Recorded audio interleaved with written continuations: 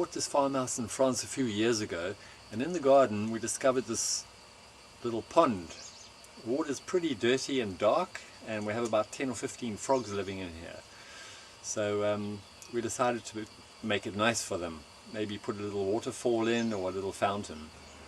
The walls of the pond are concrete, and presumably the bottom is as well. We decided to make the waterfall on this side of the pond, where this vegetation is here. But as I started digging away the plants, I realized there wasn't any concrete wall on this side. So the more I dug, the deeper it got, and eventually it went back another 3 meters that way. From ground level I've dug down about ½ a meter already, and I reckon I'll go down about another ½ meter. The whole bottom of the pond is just broken tiles, and they've got to be taken out one by one by hand. These are the tiles that I dug out of the pond, probably about 2 cubic meters, and I'm not even finished yet.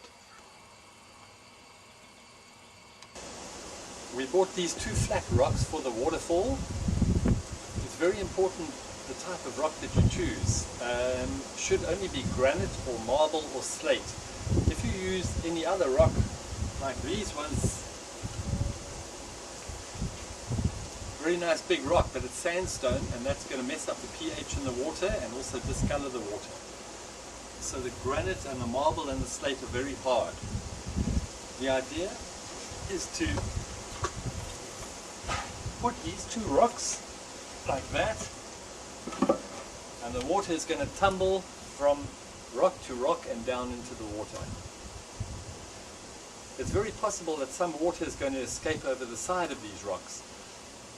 So we bought some plastic, and we're going to put that underneath the rock, so if there's any leakage, the water is just going to carry on flowing down into the dam. Before we put the plastic down, I've got to put in a bed of sand just to protect the plastic and cover all the sharp objects like rocks and tile edges.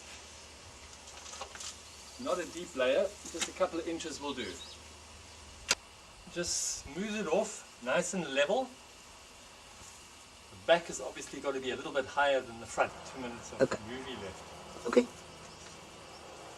Son. While you're doing it, just take out any sharp rocks that you find, because that's just going to tear the plastic. The plastic that we got for underneath the stones, it's plastic that builders use for underneath concrete floors. So I think you could get them at any builder's merchants. So I'm just going to cut this to length.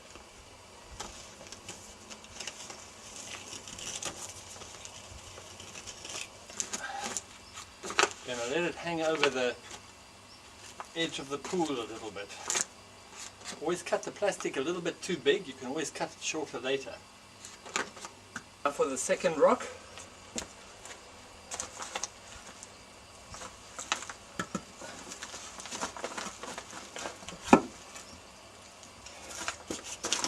Will look more natural.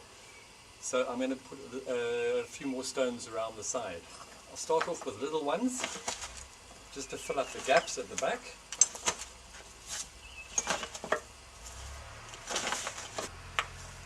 Followed by the bigger ones.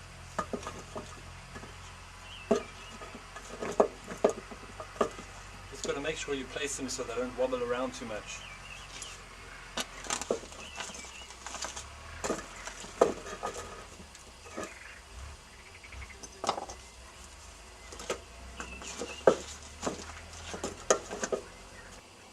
Now that's done, I'm just going to cut the excess plastic off.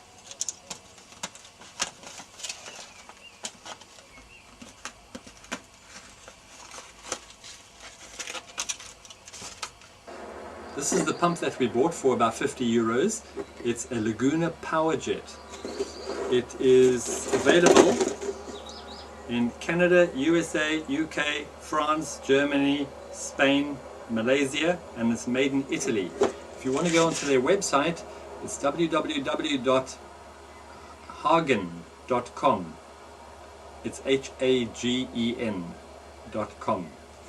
The most important feature to look for is maximum flow rate 1,450 liters an hour, and it has a maximum head height of 1.7 meters. That means it'll pump the water 1.7 meters high. This is what it looks like. Very compact with a 10-meter extension cord. The parts click in very easily.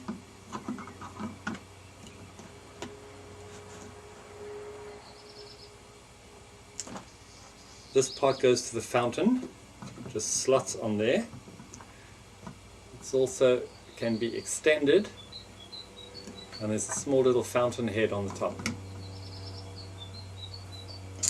The part that goes to the waterfall comes out this side here, also just clips on,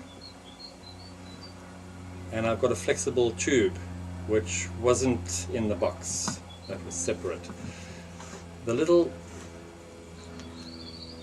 switches on the side are to increase water flow from the pump and also to regulate the amount of water that goes up the fountain head and to the waterfall. If you switch it off completely, it goes only to the fountain. If you switch it the other way, it only goes to the waterfall. If you switch it halfway in between, it goes to both. Underneath the motor, we have these little holes over here. That's for fixing it onto a platform, like a flat brick. We've just got to remove these little cover strips. It's very easy to do if you just bend them in and snap them off. You've just got to make sure that the part doesn't end up inside the motor. So we just pull them out like that. They break off quite easily. Just take this measurement from the center of that hole to the center of the next hole, which is 6 centimeters. Take that 6 centimeters and mark it on top of the brick.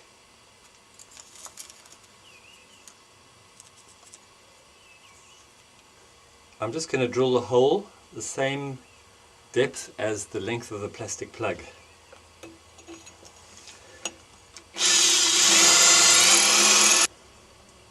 Put the plastic plug in, push it all the way down, give it a few taps until it's level, and put the screw in.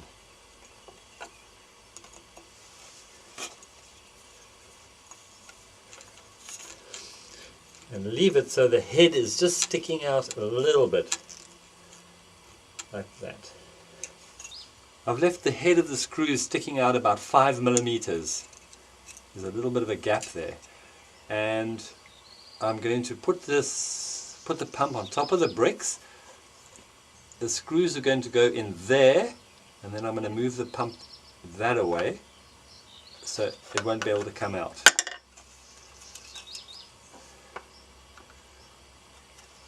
Put them into the big hole, slide it downwards, and that's it. One of the main reasons for the brick underneath is to actually, besides weight it down, is also to keep it off the bottom of the pond, because there's probably a lot of sediment and we want to keep the pump away from that.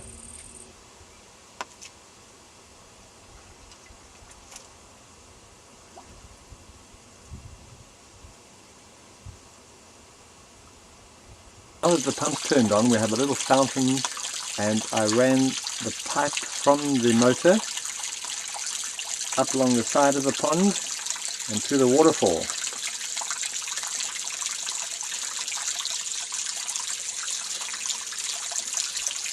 You can see on the left hand side there is water overflowing the stone, but the plastic catches it. It all runs down into the pond.